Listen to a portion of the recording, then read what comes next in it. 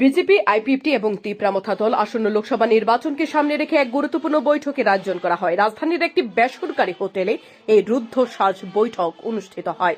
উপস্থিত ছিলেন মুখ্যমন্ত্রী ডক্টর মানিক সাহা, পশ্চিম ত্রিপুরা লোকসভা আসনের প্রার্থী বিপ্লব কুমার দেব, পূর্ব ত্রিপুরা লোকসভা আসনের প্রার্থী কৃতি সিং দেববর্মা, প্রদেশ বিজেপি সভাপতি রাজীব ভট্টাচার্য সহ আইপিএফটি ও তিপ্রামথা দলের অন্যান্য মন্ত্রী বিধায়করা। বৈঠকে আলোচনা হয় আসন্ন নির্বাচনের লড়াই কৌশল নিয়ে। গত কয়েকদিন ধরে জনগণের দুয়ারে গিয়ে দলের নেতৃত্ব কিরকম সাড়া পাচ্ছে সে বিষয় নিয়ে ঘণ্টার পর ঘণ্টা এদিন আলোচনা চলে বেসরকারি হোটেলে।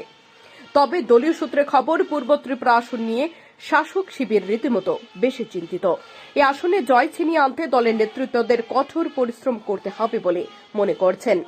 ভারতীয় জনতা পার্টির রাজ্য সভাপতি রাজীব ভট্টাচার্য জানিয়েছেন, রাজ্যে বিজেপি আইপিএফটি জোট সরকার চলছিল, এরপর তিপ্রামথার সঙ্গে যৌথ সমন্বয় হয়েছে। এর পরিপ্রেক্ষিতে সোমবার সমন্বয় বৈঠক সংঘটিত হয়েছে।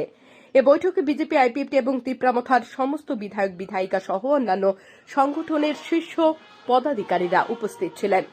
একটি নির্দিষ্ট সমন্বয়ের ভিত্তিতে সভা নির্বাচনকে সামনে রেখে সকলের একসাথে মিলে যাতে কাজ করতে পারে একটি নির্দিষ্ট রূপরেখা তৈরি করা হয় এদিনকার এই বৈঠকে। মূলত পশ্চিম এবং পূর্ব ত্রিপুরা লোকসভা আসনে ভারতীয় জনতা পার্টি মনোনীত প্রার্থীকে জয়যুক্ত করার লক্ষ্যে সমন্বয়ের ভিত্তিতে এদিন এই রূপরেখা তৈরি করা হয়েছে। আর এই সমন্বয়কে একেবারেই নিচতলা পর্যন্ত শক্তিশালী করতে হবে, যা পুরোপুরিভাবে গুরুত্ব দেওয়া হয় এই বৈঠকের মাধ্যমে। Bureau report, news daily Bharat.